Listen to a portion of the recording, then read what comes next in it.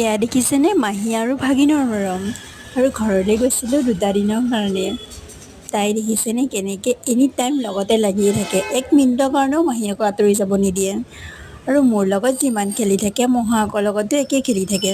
মানে মোৰ ভাগিন আৰু বা আমাৰ ঘৰতেই থাকে, যিহেতু মাও অকলে আৰু বাও ইয়াতেই চাকৰি কৰে, সেইকাৰণে ইয়াতেই থাকে আমাৰ ঘৰত। আৰু মই বিশেষকৈ তাইৰ কাৰণে বেছি ঘৰলৈ যোৱা হয়। আৰু তাইৰ কথাবোৰ বৰ মৰম লগা।